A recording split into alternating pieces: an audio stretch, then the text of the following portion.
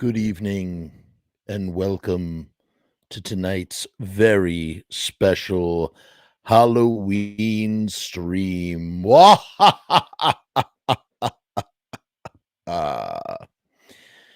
going to do something special tonight like we did last Halloween.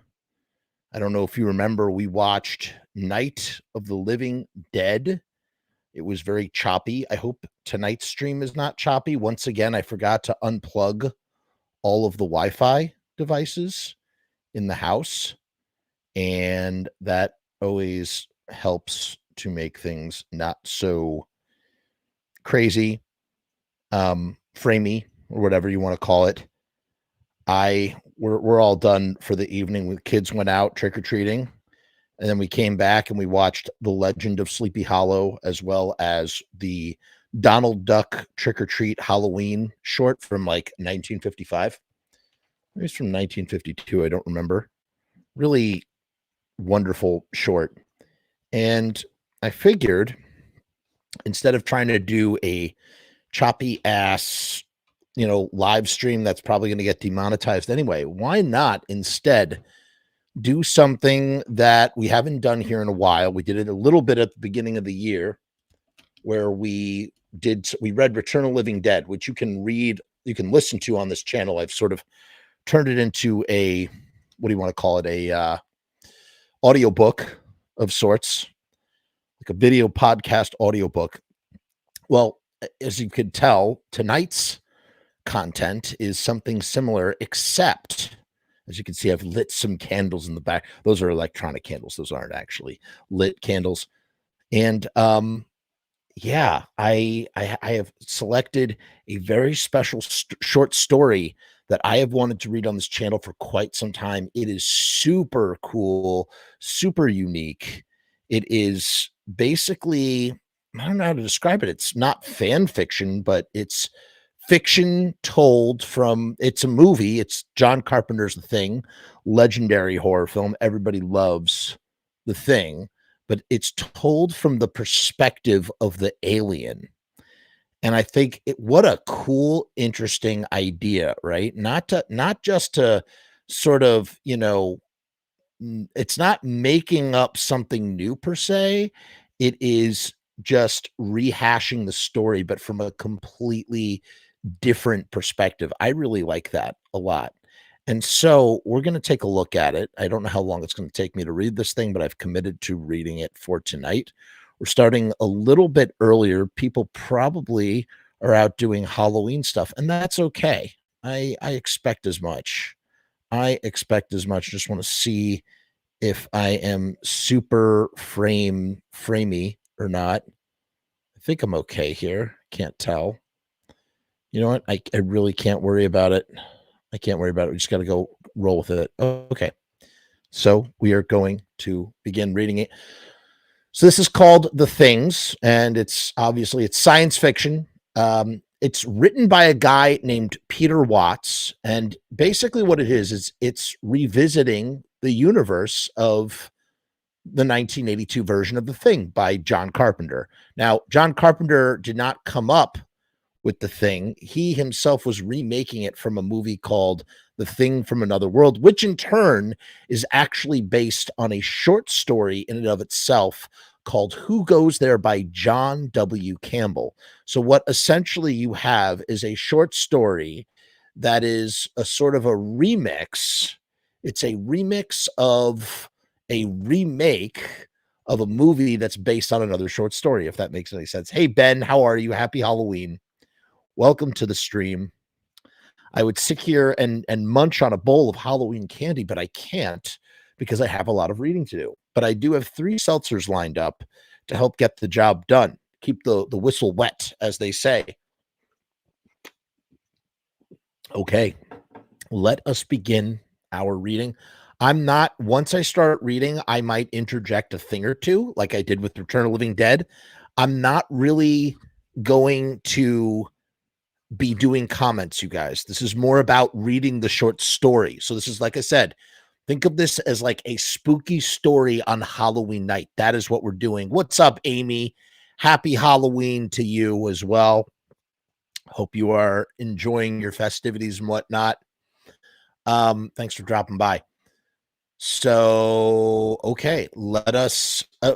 One other thing. So, it was first published in Clarkesworld magazine of January 2010. It's won a bunch of accolades. It was the 2011 Hugo Award nominee. It was the 2010 BSFA Award finalist. It won the 2010 Shirley Jackson Award, and it was a 2011 finalist for the Locust Award for Best Short Story, as well as the 2011 Theodore Sturgeon Award nominee. So it won some stuff. It was nominated for a bunch of others.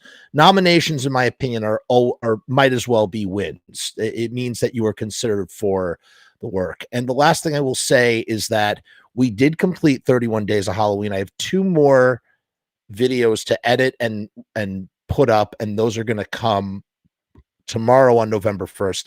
A little bit past schedule, I know, but it was a real slog this year. I had fun, but I think I might revisit how I do 31 Days of Halloween. This is our bonus cup of coffee. If this was an all song or Descendants song, this is a bonus cup of the black coffee. And I'm going to begin now. So like I said, I might highlight a comment, but I'm not going to acknowledge comments, I don't think, unless it's really important to do so. So please bear with me as we read here. And I apologize if I stumble over my words. As you know, I do from time to time, or at least I do when I read. Although I think maybe, I don't know. Let's just dive into it now. Okay. I am being Blair. Remember, this is from the point of view of the alien. That's what we're reading. It's John Carpenter's The Thing, but from the point of view of the alien. I am being Blair. I escape out the back as the world comes in through the front. I am being Copper. I am rising from the dead.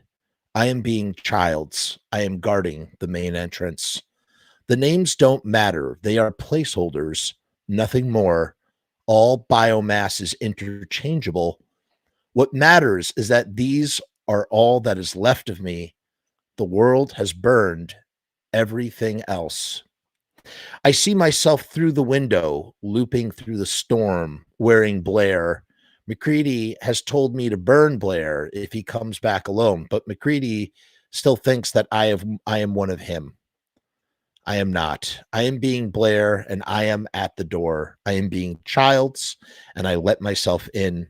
I take brief communion, tendrils writhing forth from my faces, intertwining. I am Blair Childs, exchanging news of the world.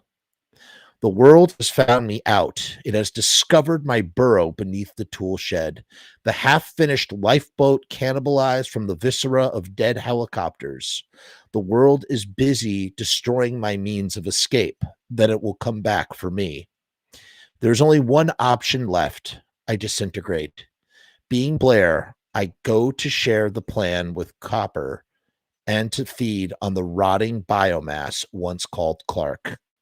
So many changes in so short a time have dangerously depleted my reserves. Being Childs, I have already consumed what was left of Fox, and I am replenished for the next phase. I sling the flamethrower onto my back and head outside into the long Antarctic night. I will go into the storm, and I will never come back. I was so much more before the crash. I was an explorer, an ambassador, a missionary. I spread across the cosmos, met countless worlds, took communion. The fit reshaped the unfit, and the whole universe bootstrapped upwards in joyful, infinitesimal increments. I was a soldier at war with entropy itself.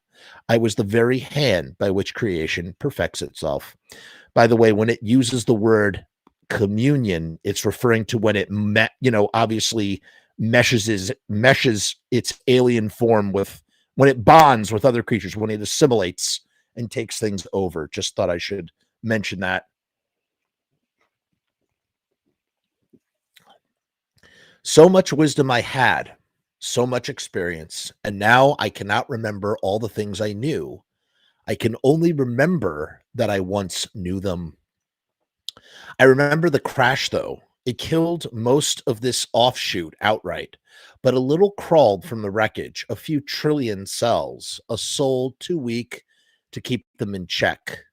Mutinous biomass slothed off despite my most desperate attempts to hold myself together.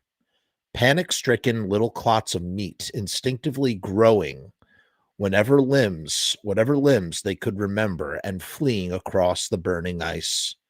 By the time I had regained control of what was left, the fires had died and the cold was closing back in. I barely managed to grow enough antifreeze to keep my sails from bursting before the ice took me.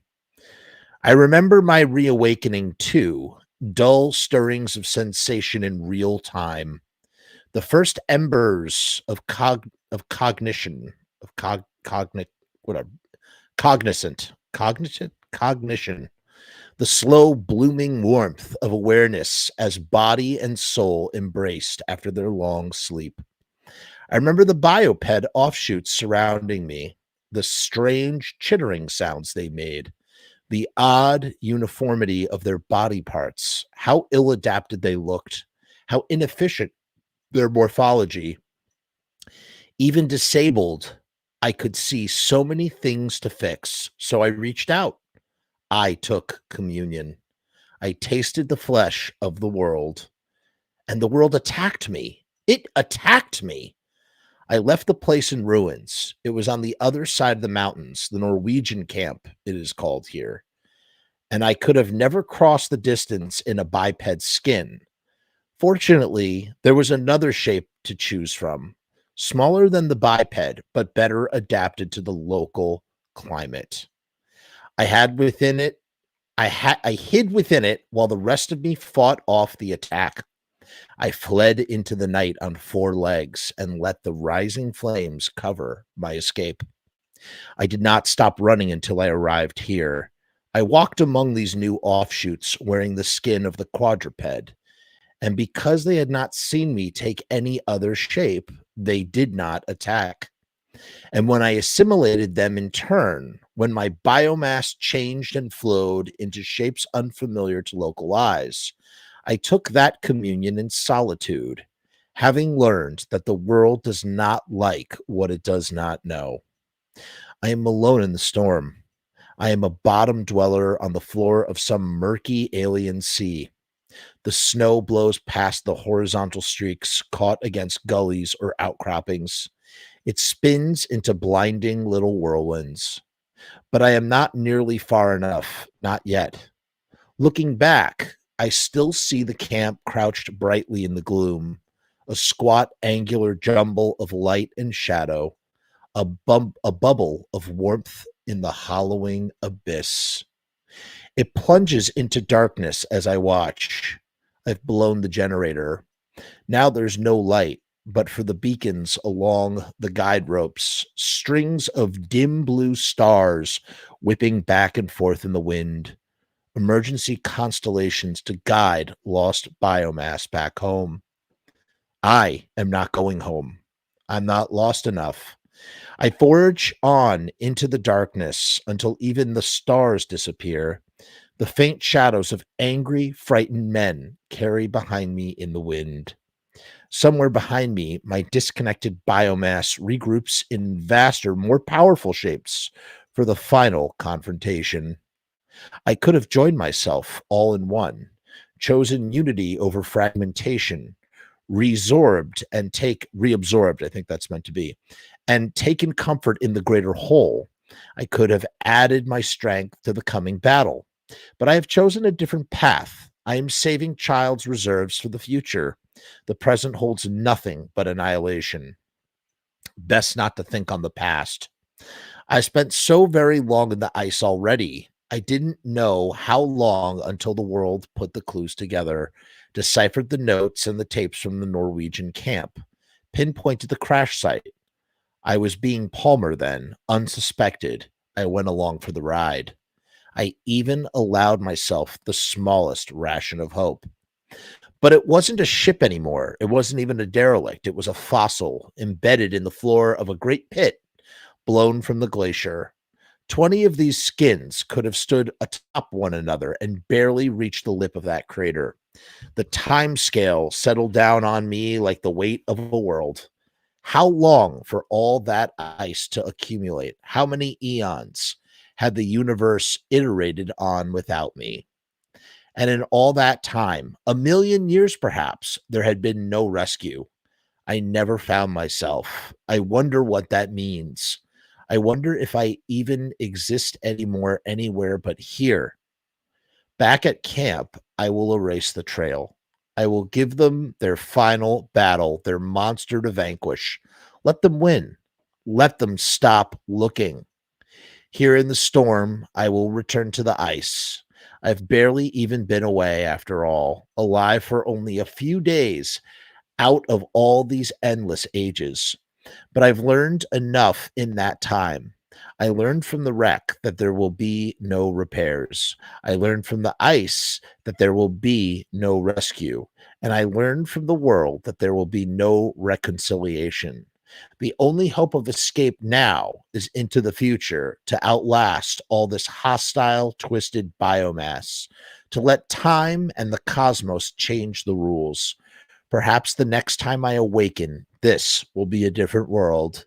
It will be eons before I see another sunrise.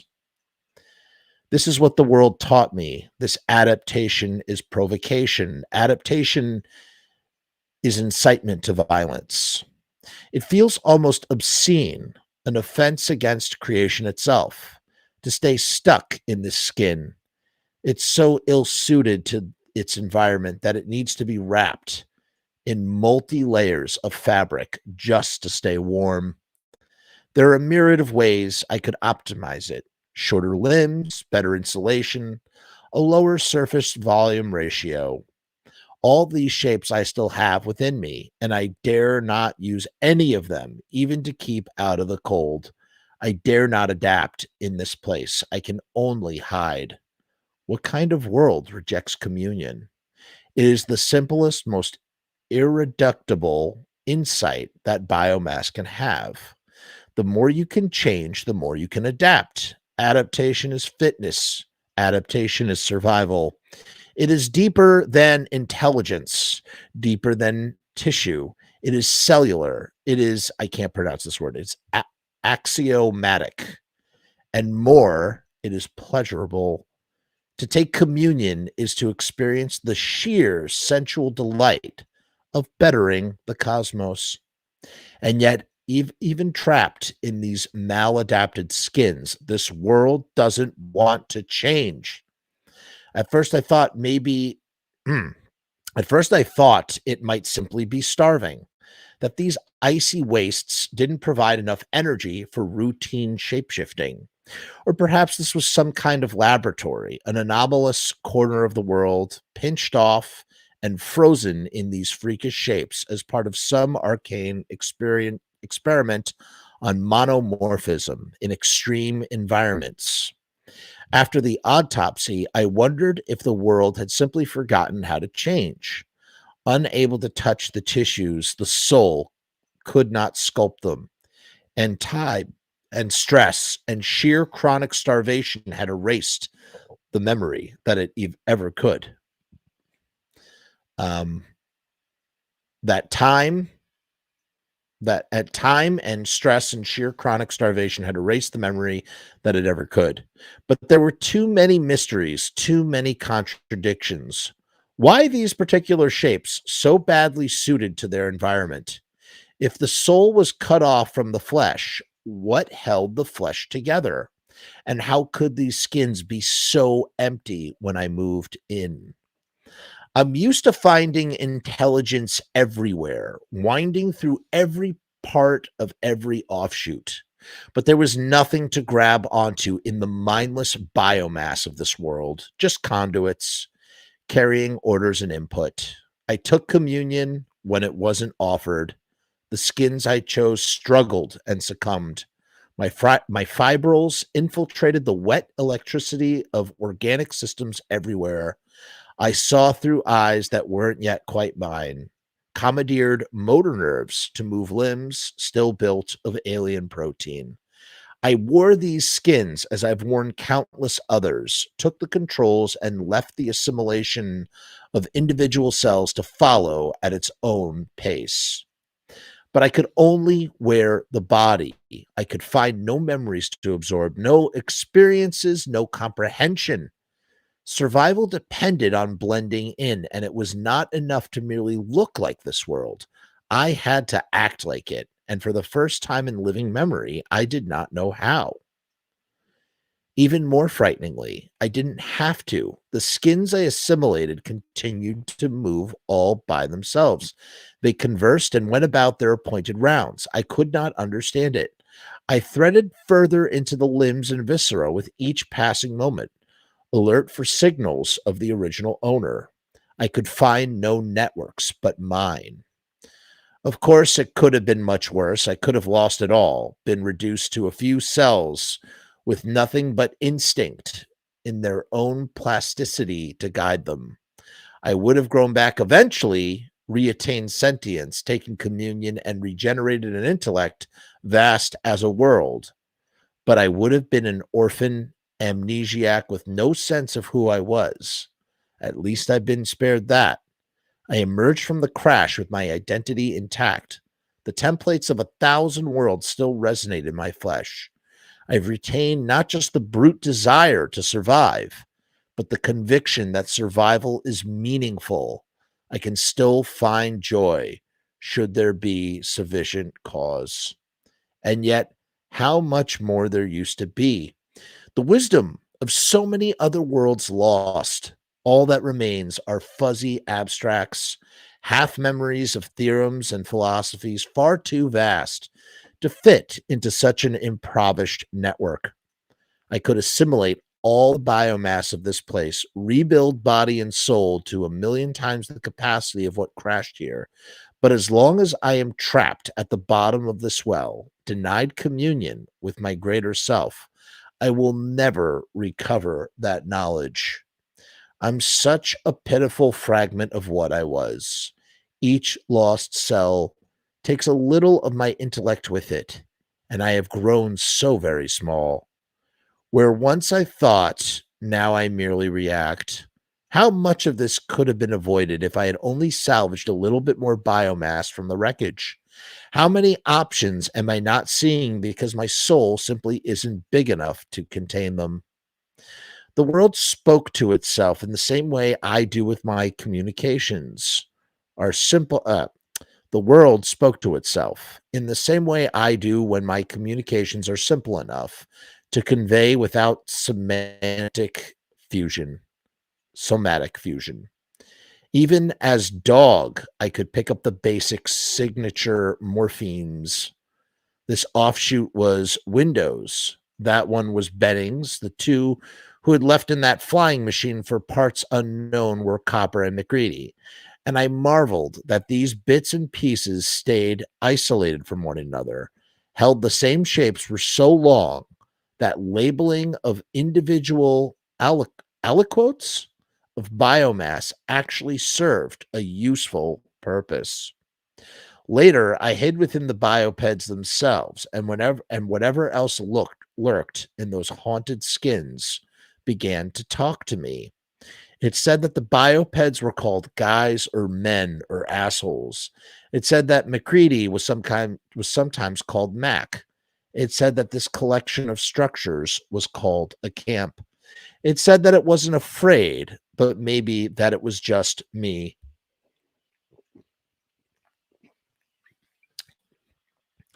Empathy is inevitable, of course. One can't mimic the sparks and chemicals that motivate the flesh without also feeling them to some extent. But this was different. These intuitions flickered within me, yet somehow hovered beyond reach. My skins wandered the halls, and the cryptic symbols on every surface, laundry shed, welcome to the clubhouse, this side up, almost made a kind of sense. That circular artifact hanging on the wall was a clock. It measured the passage of time. The world's eyes flitted here and there, and I skimmed piecemeal nomenclature from his mind. but I was only riding a searchlight. I see what it illuminated, but I could not point it in any direction of my own choosing. I could eavesdrop, but I could only eavesdrop, never interrogate. If only one of those searchlights had paused to dwell on its own evolution, on the trajectory that had brought it to this place, how different things might have ended had I only known. But instead, it rested on a new word: autopsy. McCready and Copper found part of me at the Norwegian camp, a, re, a rear guard offshoot, burned in the wake of my escape. They had brought it back, charred, twisted, frozen in mid-transformation, and did not seem to know what it was. I was being Palmer then, and Norris, and Dog. I gathered around with the other biomass and watched as Copper cut me open and pulled out my insides. I watched as he dislodged something from behind my eyes, an organ of some kind. It was malformed and incomplete, but its essentials were clear enough. It looked like a great wrinkled tumor, like a cellular competition gone wild, as though the very process that divined life had somehow turned against it instead. It was obscenely vascularized. It must have consumed oxygen and nutrients far out of proportion to its mass. I could not see how anything like that could even exist. How could it have reached that size without being outcompeted by more efficient morphologies? Nor could I imagine what it did. But then I began to look at it with new eyes, at these offshoots, these biped shapes my own cells had so scrupulously and unthinkingly copied when they reshaped me for this world. Unused to inventory, what catalog body parts that only turn into other things at the slightest provocation.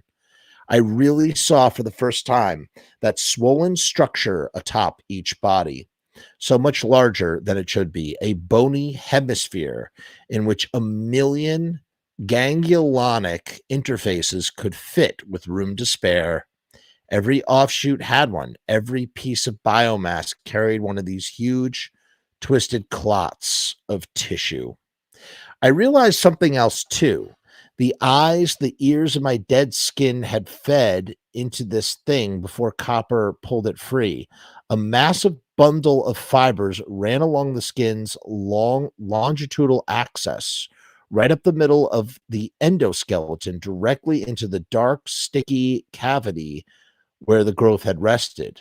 That misshapen structure had been wired into the whole skin. It was some kind of somatocognitive interface, but vastly more massive. It was almost as if, no, that was how it worked. That was how these empty skins moved of their own volition. What I had found, why I had found no other network to integrate. There it was, not disturbed throughout the body, but balled itself up, dark and dense, and insisted. I had found the ghost in these machines. I felt sick. I shared my flesh with thinking cancer. So it's really interesting how at first the way that this creature thinks is very different from the way humans think, and it's discovered that the human's thought center is in its brain, and it's disgusted. It's actually disgusted by the human anatomy, and couldn't figure out why it was hiding elsewhere in the body but could not talk to the body. It had to go to the brain to do so. Interesting. That was how it worked. That's how those empty skins move of their own volition. What I found, why I'd found no network to integrate, there it was, not disturbed throughout the body, but balled up into itself and dense and insisted. I had found the ghost in these machines. I felt sick. I shared my flesh with thinking cancer. Sometimes even hiding is not enough. I remember seeing myself splayed across the floor of a kennel, a chimera split along 100 seams, taking communion with a handful of dogs. Crimson tendrils writhed on the floor. Half-formed iterations sprouted from my flanks, the shapes of dogs and things not seen before on this world, haphazard morphologies, half remembered by parts of a part.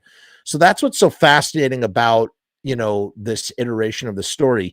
The alien creature that like morphs all weird and crazy does it in part for adaptation, but also does it because it's super confused and does not really sort of remember any sort of cohesive form. So it's acting in a very confused manner, and that's why there's so much chaos when the creature, uh, changes around, metamorphosizes, whatever you want to call it. I remember Childs before I was Childs burning me alive. I remember cowering inside Palmer, terrified that those flames might turn on the rest of me and this world had somehow learned to shoot on sight. I remember seeing myself stagger through the snow, raw instinct wearing Bennings. Gnarled, undifferentiated clumps clung to his hands like crude parasites. More outside than in, a few surviving fragments of some previous massacre, crippled, mindless, talking what they could and breaking cover. Men swarmed about him in the night, red flares in hand, blue lights at their backs, their faces biochromatic and beautiful. I remember Bennings awash in flames, howling like an animal beneath the sky. I remember Norris, betrayed by his own perfectly copied defective heart. Palmer, dying that the rest of me might live. Windows, still human, burned preemptively. The names don't matter. The biomass does, so much of it. Lost, so much new experience, so much fresh wisdom annihilated by this world of thinking tumors. So he thinks of the human brain as a tumor. Why even dig me up? Why carve me from the ice, carry me all the way across the wastes, bringing me back to life, if only to attack me the moment I awoke? If eradication was the goal, then why not just kill me where I lay? Those encysted souls, those tumors, hiding away in their bony caverns, folding in on themselves. I knew that they couldn't hide forever. This monstrous anatomy had only slowed communion. Sorry. I know they couldn't hide forever. This monstrous autonomy had only slowed communion, not stopped it. Every morning I grew a little. I could feel myself twinning around Palm's motor wiring, sniffing upstream along a million tiny currents. I could sense my infiltration of the dark thinking mass behind Blair's eyes. Imagine, of course, it's all reflex that far down, unconscious and immune to micromanagement. And yet a part of me wanted to stop while there was still time.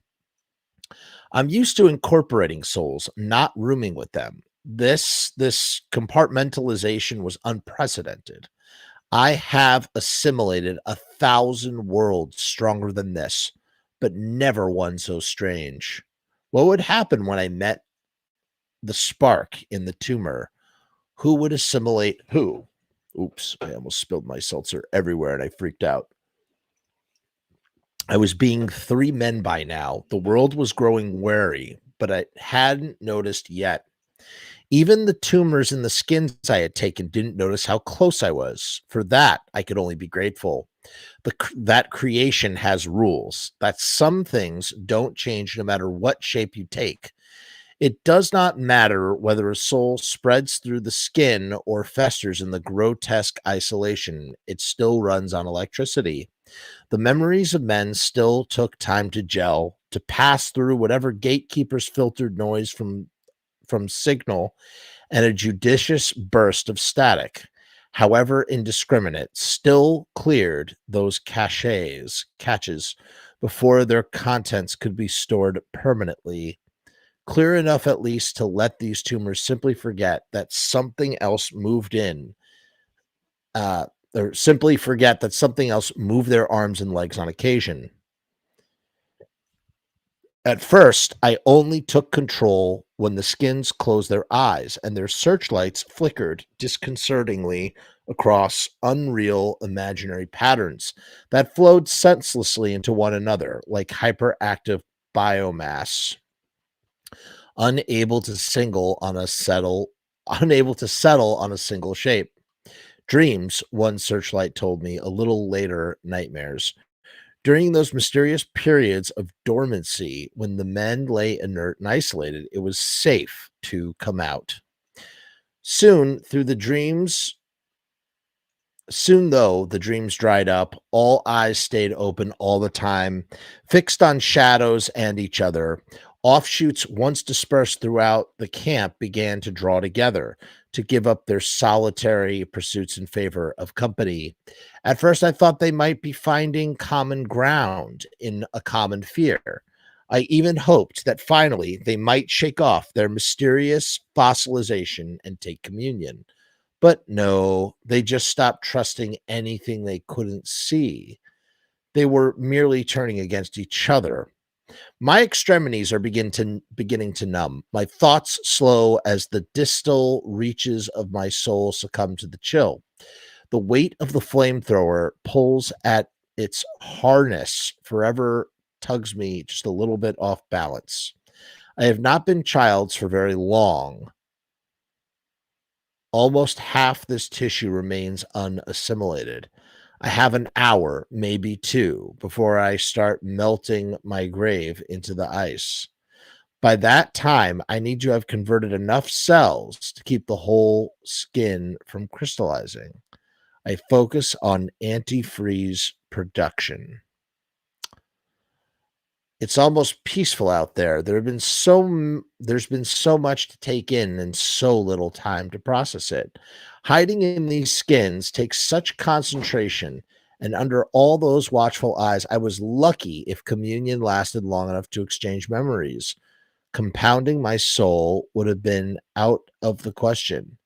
Now, though, there's nothing to do but prepare for oblivion. Nothing to occupy me through nothing to occupy my thoughts, but all these lessons left unlearned. McCready's blood test, for example, his thing detector to expose imposters posing as men, it does not work nearly as well as the world thinks, but the fact that it works at all violates the most basic rules of biology. It is the center of the puzzle. It is the answer to all mysteries. I might have already figured it out if I had been just a little larger. I might have already known the world if the world wasn't trying so hard to kill me. McGreedy's test. Either it is impossible or I have been wrong about everything. They did not change shape. They did not take communion. Their fear and mutual mistrust was growing, but they would not join souls. They would only look out for the enemy outside themselves. So I gave them something to find. I left false clues in the camp's rudimentary computer, simple-minded icons and animations, misleading numbers and projects seasoned with just enough truth to convince the world of their veracity. It didn't matter that the machine was far too simple to perform such calculations, or that there were no data to base them on anyway. Blair was the only biomass likely to know that he was already mine.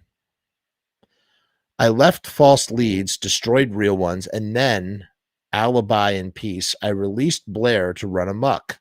I even let him steal into the night and smash the vehicles as they slept, lugging ever so slightly at his reins to ensure that certain vital compounds were spared. I set him loose in the radio room, watched through his eyes and others as he rampaged and destroyed. I listened as he ranted about a world in danger. The need for containment, the conviction that most of you don't know what's going on around here, but I damn well do know that some of you do. Oh, my neck is starting to get a little stiff here. He meant every word. I saw it in his searchlight. The best forgeries are the ones who've forgotten that they aren't real. When the necessary damage was done, I let Blair fall to McGrady's counter-assault. As Norris, I suggested that the tool shed I suggested use the tool shed as a holding cell. As Palmer and I boarded up the windows, helped with the flimsy fortifications expected to keep me contained, I watched while the world locked me away. For your own protection, Blair and Blair. I can't read that sentence. I'm starting to fade here, guys. I watched while the world locked me away for your own protection, Blair, and left me to my own devices. When no one was looking, I would change and slip outside, salvage the parts I need from all that bruised machinery. I would take them back to my burrow beneath the shed and build my escape piece by piece. I volunteered to free the prisoner and came to myself when the world wasn't watching, laden with supplies enough to keep me going through all the necessary metamorphoses. I went through a third of the camp's food stores in 3 days, and still, trapped in my own preconceptions, marveled at the starvation diet that kept these offshoots chained to a single skin. Another piece of luck. The world was too preoccupied to worry about kitchen inventory.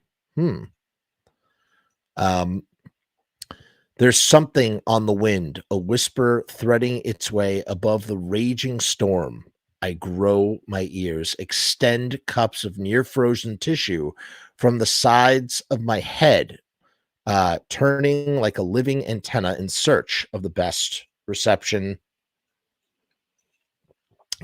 There to my left, the abyss grows a little. Silhouettes, black swirling snow against a subtle lessening of the darkness. I hear the sounds of carnage. I hear myself. I do not know what shape I have taken, what sort of anatomy might be emitting those sounds, but I've worn enough skins on enough worlds to know pain when I hear it. The battle is not going well. The battle is going as planned. Now it is time to turn away, to go to sleep. It is time to wait out the ages. I lean into the wind. I move toward the light. This is not the plan, but I think I have an answer now. I think I may have had it even before I sent myself back into exile. It's not an easy thing to admit, even though I don't fully understand it. How long have I been out here, retelling the tale to myself, setting clues in order while my skin dies by lower degrees? How long have I been circulating this obvious, impossible truth? I move towards the faint crackling of flames, the dull concussion of exploding ordnance, more felt than heard. The void lightens before me, gray segs into yellow, yellow into orange. One diffuse brightness resolves into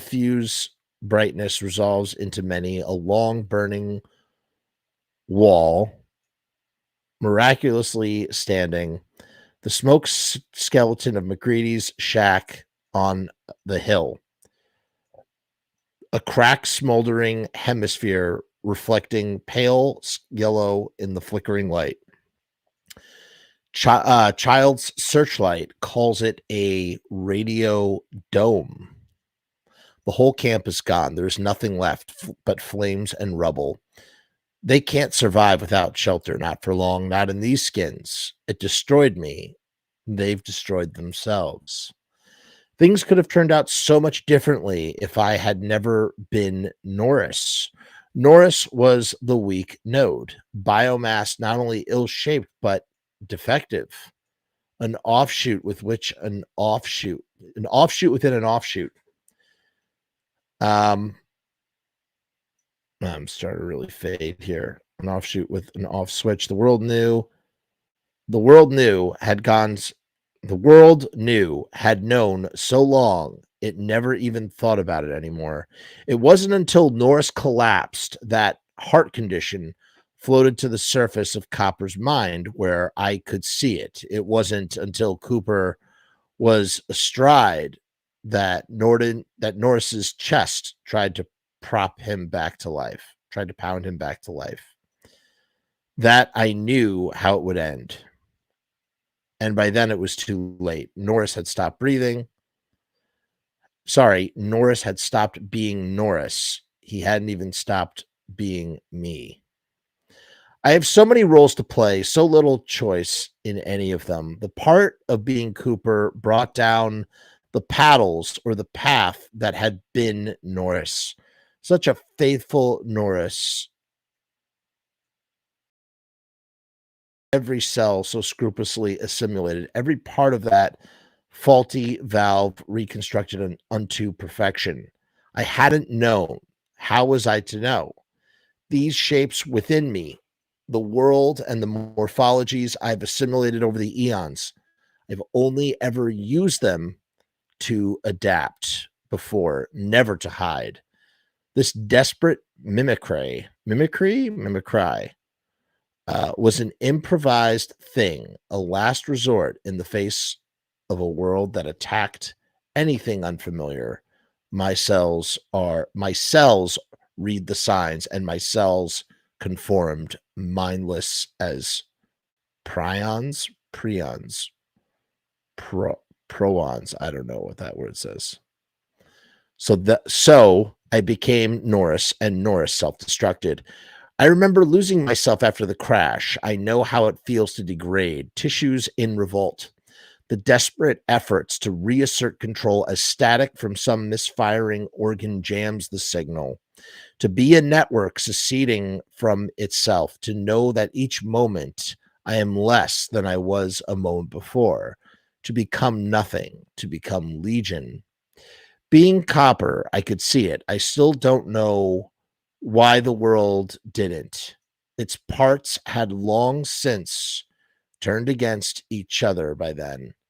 Every offshoot suspected every other.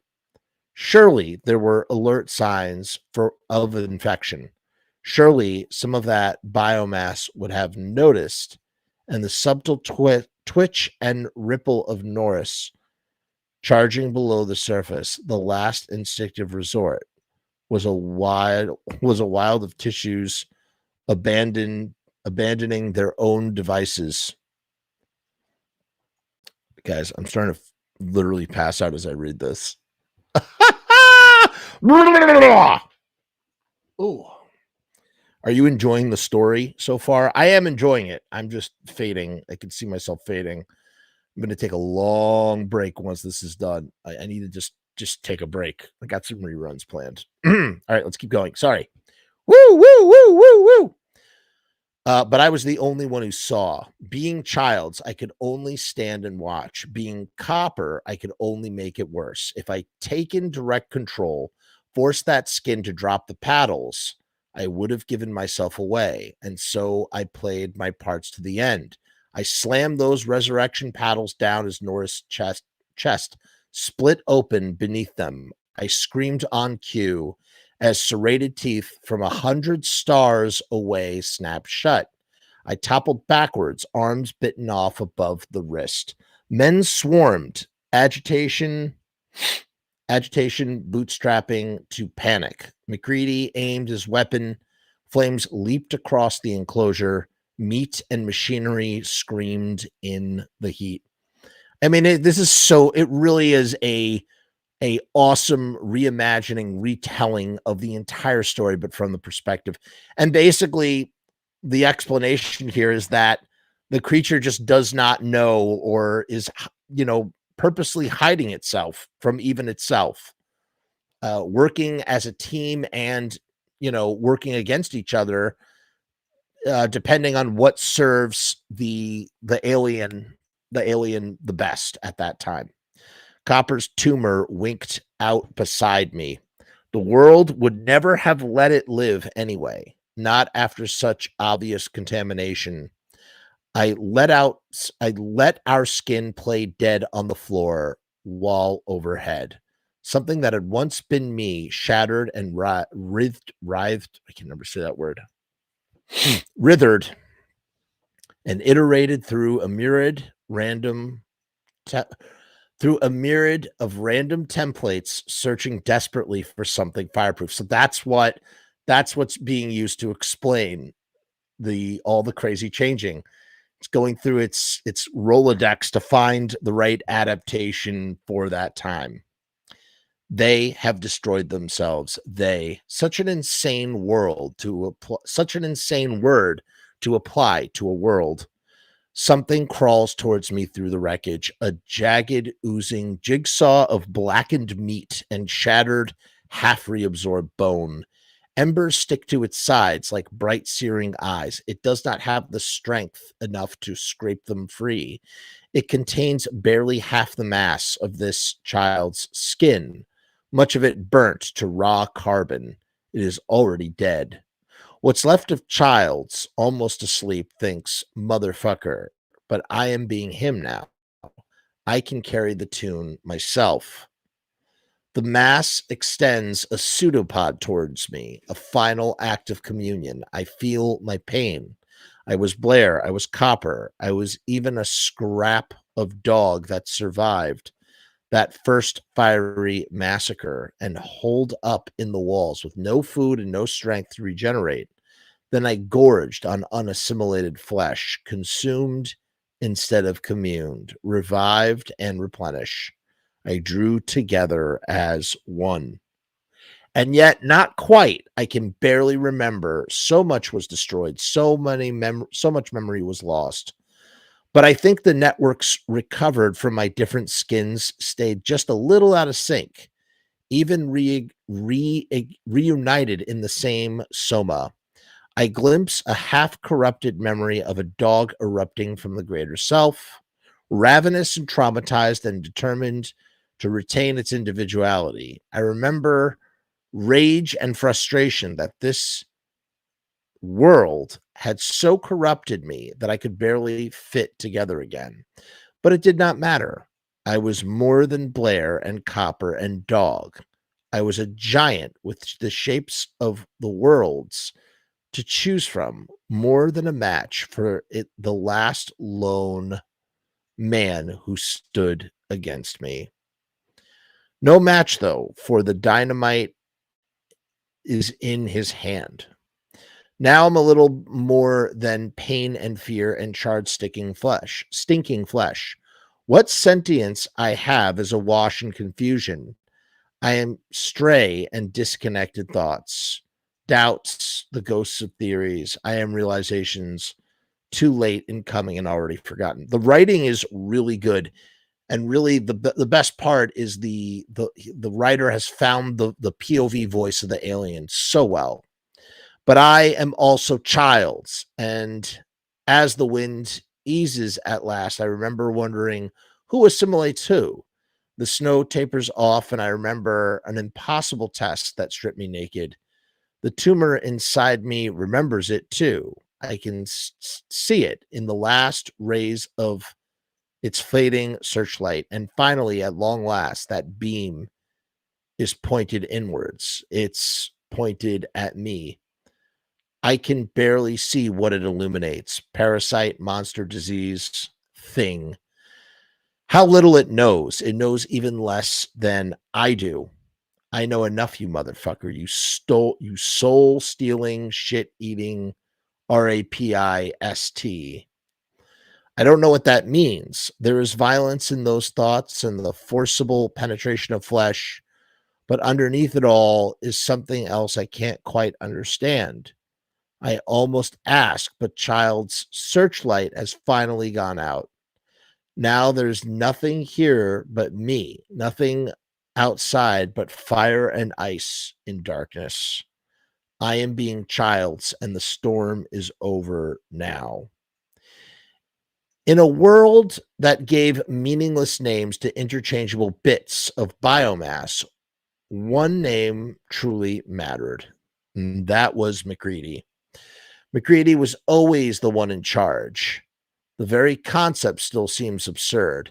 In charge. How can this world not see the folly of hierarchies? One bullet in a vital spot, and the Norwegian dies forever.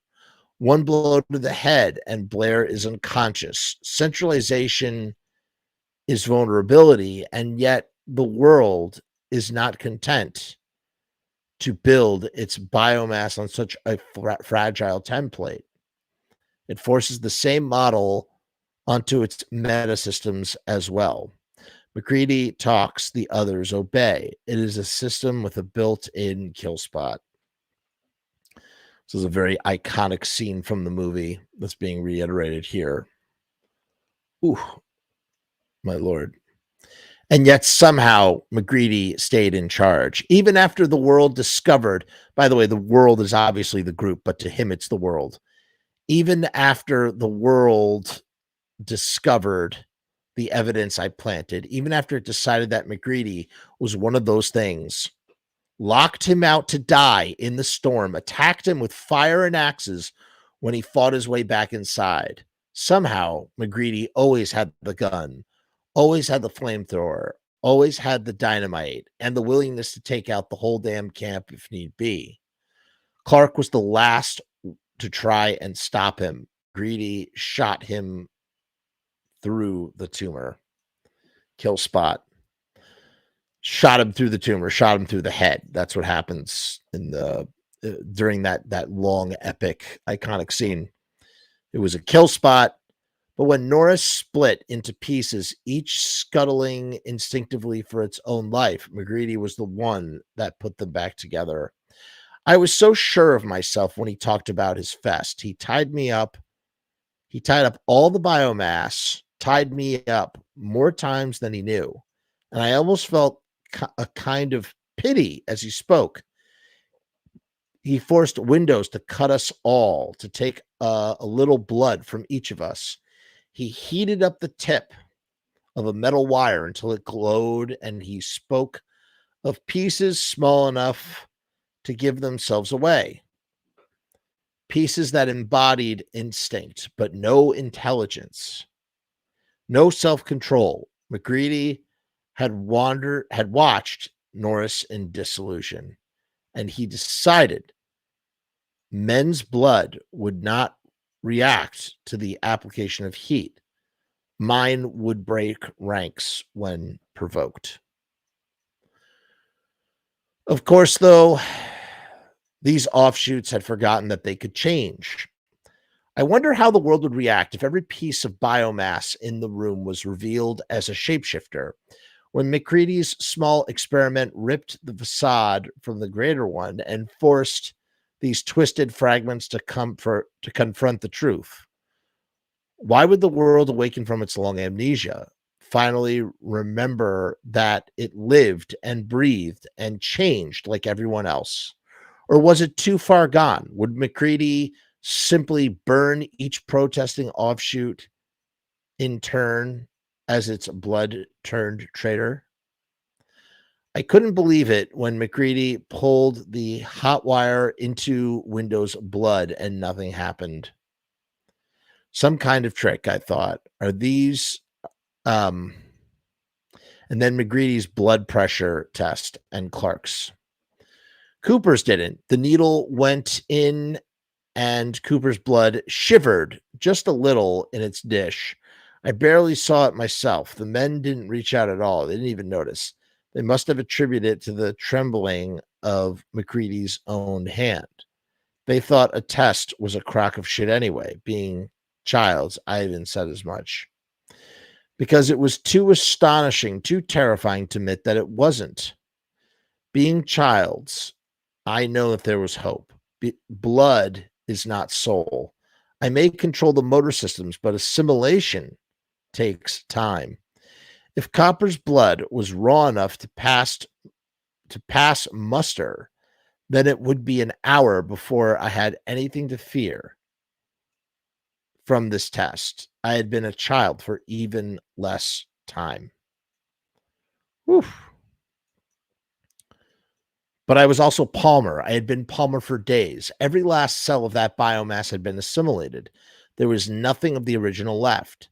When Palmer's blood screamed and leapt away from McCready's needle, there was nothing I could do but blend in. I have been wrong about everything. Starvation, experiment, illness, all my speculation, all the theories I invoked to explain this place, top down constraint, all of it. Underneath, I knew the ability to change, to assimilate, had to remain a universal constant. No world ever evolves if the cells do not evolve. No cells evolve if it cannot change. It is the nature of life. Oh my God, I'm literally going to pass out right now. Come on, Jeff. Keep it going. What's up, Stoker? Happy Halloween. Brian, happy Halloween. Chris, happy Halloween. Happy Halloween, all. Hope you have your silver shamrock masks ready. This world did not forget how to change. Oops. This world did not forget how to change. It was not manipulated into rejecting change. These were not stunted offshoots of any great self twisted to the needs of some experiment. They were not conserving energy, waiting out some temperature shortage. This is the option my shriveled soul could not encompass until now. Of all the worlds of my experience, this is the only one whose biomass can't change. It never could. It's the only way McCready's test makes any sense. I say goodbye to Blair, to Chopper, to myself. I reset my morphology to its local defaults. I am Childs. Come back from the storm to finally make the pieces fit. Something moves up ahead, a dark blot shifting against the flames. Some weary animal looking for a place to bend down. It looks up as I approach. McCready. We eye each other and keep our distance. Colonies of cells shift. Oh my God, I can't read. Shift uneasily inside of me. I can feel my tissues redefining themselves. You're the only one who made it. Not the only one. I have the flamethrower. I have the upper hand. McCready doesn't seem to care, but he does care. He must, because here, tissues and organs are not temporary battlefield alliances. They are permanent, predestined. Macrostructures do not emerge when the benefits of cooperation exceeds its cost or dissolution. When that balance shifts the other way, each cell has but one immutable function. There's no plasticity, no way to adopt it. Every structure is frozen in place. This is not a single great world, but many small ones, no parts of a greater thing. These are things. They are plural. And that means I think they stop. They just wear out over time. Where were you, Childs? I remember words in dead searchlights. Thought I saw Blair, went out after him, got lost in the storm. I've worn these bodies, felt them from the inside. Cooper's sore joints, Blair's curved spine, Norris and his bad heart. They are not built to last. No somatic evolution to shaping them. No communion to restore the biomass and starve off entropy. They should not even exist. Existing, they should not survive. They try, though. How they try. Everything here is walking dead, and yet it all fights so hard to keep it going just a little bit longer. Each skin fights as desperate as I might if one was all I could ever have. McCready tries. If you're worried about me, I began. McCready shakes his head, manages a weary smile. If we got any surprises for each other, I don't think we're in much shape to do anything about it. But we are, I am. But we are. I am. A whole planet of worlds, and not one of them, not one, has a soul. They wandered through their lives separate and alone, unable to even communicate except through grunts and tokens. Oops, I lost my place. I lost my place. Where's my place? I lost it. No. The paradox of their biology is astonishing, yes, but the scale of their loneliness, the futility of these lives overwhelms me. I was so blind, so quick to blame, but the voice I've suffered at the hands of these things reflects no great evil. They're simply so used to pain, so blinded by disability that they literally can't conceive of any other existence. When every nerve is whipped raw, you lash out and even the lightest touch. You lash out at even the lightest touch.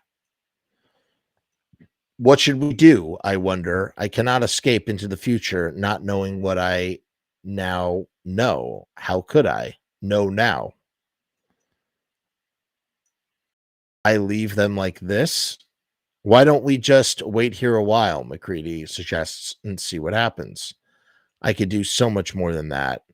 It won't be easy. They won't understand. Tortured, incomplete.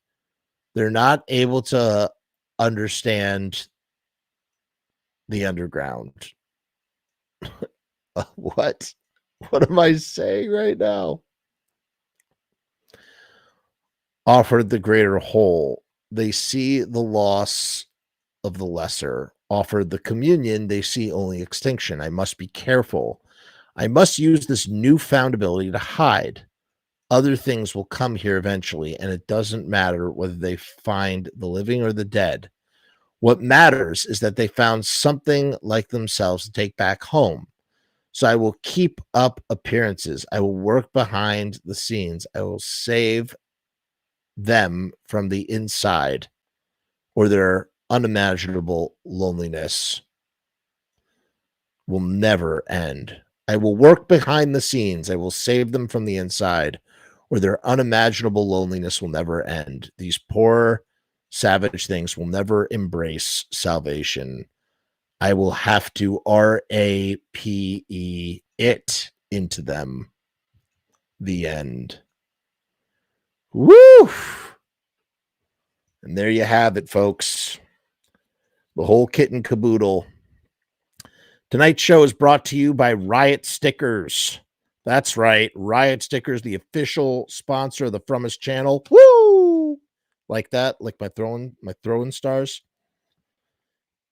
These stickers have a UV coating that protects them from the sun. They're also printed on vinyl, which is really good for waterproof action. They also got banners, all sorts of stuff. Sharpie prints up a lot of stuff. We have a special deal running with them. Instead of 1,000 stickers for $79. Sorry. Guys, long night or long day. We have a special deal running. It's 1,000 stickers for $79. That's what I meant to say. 7 cents a sticker. Okay. You're not going to find that deal anywhere else. That's 7 cents a sticker, only at the website in the description or the link below. Okay. So you can see it right here. riotstickers.com/Frumess. You go to that link, which again is in the description, click on it, and that will take you to the promotion. You're not going to be able to get it anywhere else on their website. You have to go to riotstickers.com/Frumess. It's the only way to do it. And then we will wrap things up a little post-mortem. I'm going to do a 60-second commercial break. Thank you.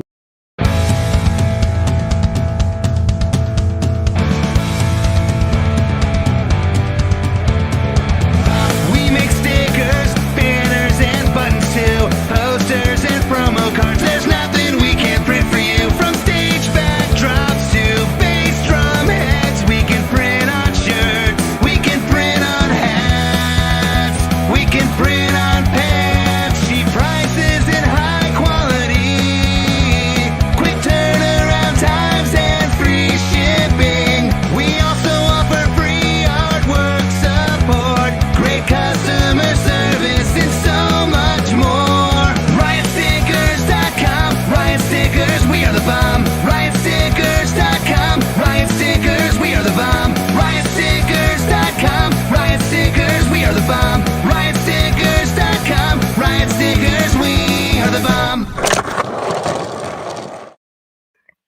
Okay. So that was a fun read. It was really, really fun, right? Oh, I just realized I didn't share the screen. Probably should have done that. Yeah, that was really fun. And like I said, it's fun to see things from the alien's perspective. We're seeing the entire movie, but from his side and the motivations. And I would love to see, there's a lot of, antagonistic, monstrous elements, whatever you want to call them, whose point of views might make them more interesting. I mean, in this case, the motivations of the alien are, not really evil. It doesn't look, when it consumes and assimilates, it doesn't think of that as evil. It does it because that's what it does. It's older. It's very old. It was very knowledgeable, and it was a very big thing. And now it's on the brink of extinction, and, gets new resolved when it realizes that it could really, help these simplistic creatures see cosmically, or whatever you want to call it. Yeah, that concludes our October, right? It's about to end. It's a lot of fun. I'm exhausted. I got 2 more shows to upload tomorrow, 2 more episodes, so we'll do that. And once that is done, that will be it for Halloween. For our Halloween blowout, I'm gonna watch some movies, but I'm gonna catch up on some TV shows. There's a lot of good stuff to catch up on. What's up, Minister of Darkness? Happy Halloween, Stoker. Happy Halloween, Brian. Happy Halloween. And we said happy Halloween to Chris. Happy Halloween to Matt, to Amy. Happy Halloween, and Ben. This is like our version of the Orson Welles War of the Worlds on the day before Halloween. What short story should I read next? I have some stuff in mind. We'll do it. We'll do all of it. It's going to be a lot of fun. Keep your eyes peeled for the next part at Erie Vaughn. A lot of stuff coming up the pike for Patreons and YouTube subscribers. Last thing I'll say, if you enjoy this content, please consider supporting the channel. Buy a cup of coffee, check out the t-shirt shop, any of that sort of support helps. And if you can't, a like and a share and a subscribe and just watching the channel are so awesome, and I appreciate you all. So I want to wish you a very happy Halloween. Thank you for coming to our Halloween special tonight, and I'll play out with the Patreon. Peace and hair grease. Hey guys, what's going on? It's Jeff. So I've decided to make a Patreon. What is Patreon? I don't know how to define a Patreon. Let me look it up. Patreon is a membership platform that makes it very easy for creators to get paid for the things that they're already creating. I want to do it full time. I want this to be my full-time job. In my efforts to make that happen, I've set up this platform. Is it going to work? Is it going to be successful? I don't know, but I would rather try and crash and burn than not try at all. The goal is to create enough passive revenue so that I can continue to do this full-time, uninterrupted. Why? Because I love to do this. I love creating content. I love making videos. I love shooting films. I love doing podcasts. In case you couldn't tell, I love to talk, and I never shut the fuck up.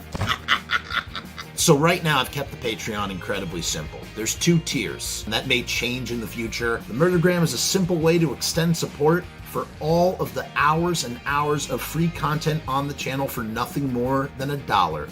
38 cents goes to Patreon. What's $1.38, eh? It's less than a cup of coffee, but it's a great way that you can show support for very little effort. When you divide that $1.38 by the hours and hours and hours of time spent listening to this endless drivel of content, the dollar cost average works out. Next up is the YouTube casualty for $6.66. The YouTube casualty is loaded to the gills. Enjoy the archive ad-free, as well as ad-free early access to special docu-style podcast videos, music reaction commentaries, and the like, a month before they drop on YouTube, loaded with ads, I might add. You're also going to get exclusive content and behind-the-scenes content that is not available on YouTube or anywhere else. So you get to peek behind the veil. And believe me, there's a couple of choice pieces. Most of all, more than anything, whether you join the Patreon or not, I just want to thank each and every one of you that comes to the channel, that watches all the shows, that leaves comments, that participates, that subscribes. That's really the most important thing. This is just trying to find a way to earn a living as an artist. And with that, thank you for my TED Talk. Join the Patreon because we need you! 66 cents.